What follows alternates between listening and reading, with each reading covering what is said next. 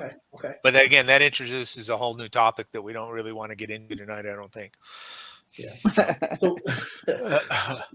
So is REIT are they good investments, right?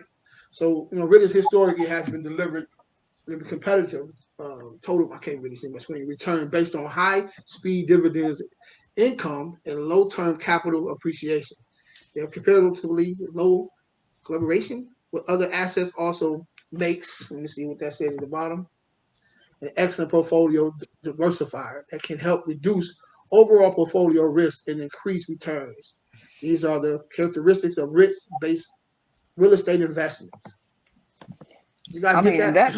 That makes sense. If you deal into a REIT that's real estate appreciates, right? Mm-hmm. So you're banking on the appreciation, whether that be the commercial building or that be that, whatever, that appreciation you are able to take advantage of, right? Because you're just not putting money. I think that there's a way of looking at it. When you put money into anything, whether it be a stocks or whether it be a REIT, that you're part of the company. You own something, part of that piece of that company. And if you own enough shares, you can actually be on the boards and actually sit down and make decisions based upon the amount of shares that you have. So it's a big deal, especially when it comes to like real estate, because again, that's why I love real estate. It appreciates. There's tax benefits, Absolutely. right? So it's just a great thing especially with these REITs now, to be able to look behind the walls and the curtains of that particular REIT, but at the same time, it's a low entry way to get into real estate too. It's just another area, just another facet. Yeah. So let me make sure we put this in here. This disclaimer, man. Thank you, appreciate it, Jason. So this is entertainment purposes only. We're not attorneys. Know that we act like we're attorneys, right? So entertainment purposes only, guys. None of this. How do they say that?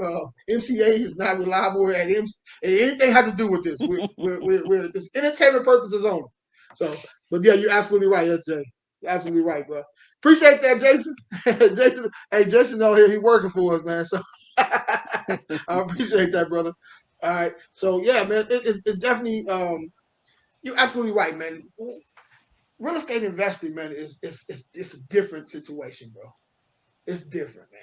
Anything you want to do, you don't like this type of investments, you can go to another route and still be able to do whatever you need to get done. You just figure out what works best for you, and you go after that. That's just it. That's just it there. All right. Any question about that one? Not so much. And let me just add one more thing here that I think is pertinent to it, because every one of us have to make a decision what our level of activity might be as we're doing real estate investing. I mean, you guys, from what I know of you guys are all very active real estate investors. You're the ones that are actually investing the capital, you're finding the properties, and you're doing all the work. So you're very active. But there's a group of people that want to invest in real estate, but they want to do it from a passive perspective.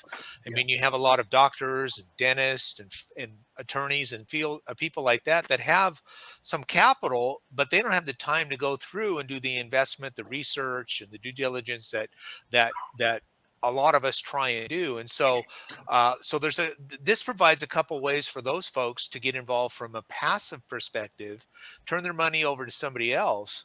And obviously we all like to raise capital from various investors to help with us. But again, as you guys, we talked about several times, hey Jay, good to see you. What's up, Jay? Yeah. And is basically you've got to vet the sponsor. And that's one of the things that I am very, very adamant about as I'm trying to raise capital for my funds, which again is different than a REIT in that I want everybody to vet me to make sure that they're comfortable with me, because really your investment is with who that sponsor is. And that's really how you're going to know if you get your money back, as we talked about earlier, is that does that sponsor have a good track record? Do they have a good reputation?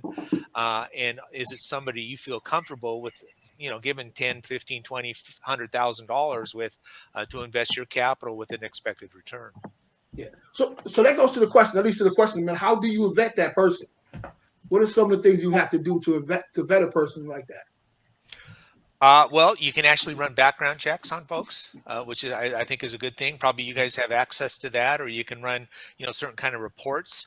Obviously, just do some internet sleuthing, do some searching, online searching for things like that, and hopefully that particular sponsor has some references you can call who can break down and do some other things. So you can call those references and ask questions about other folks, how the experience has been. And also, as I mentioned, that Edgar site, which is, again, an SEC site. So if there's been some violations, they're going to be reflected there in that Edgar site. So that's another way to take a look. It's you doing your due diligence, not only on a property, but on a person. And there's, you can find those ways to do that. Yeah.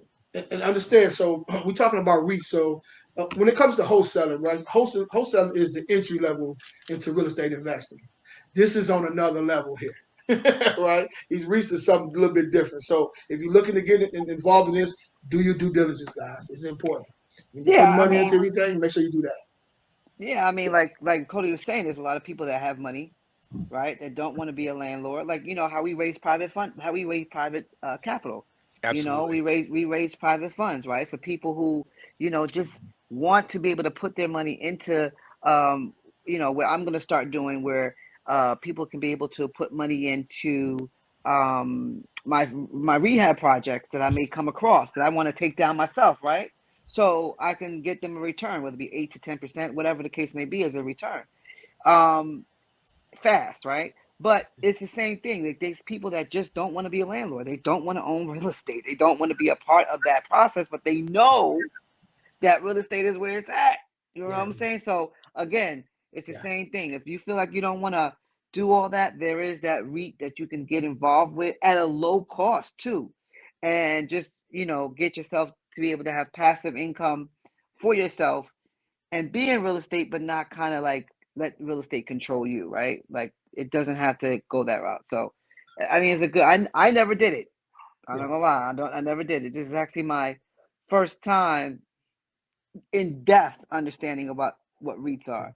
But once I get off this live, I may have to. You ready to go live? So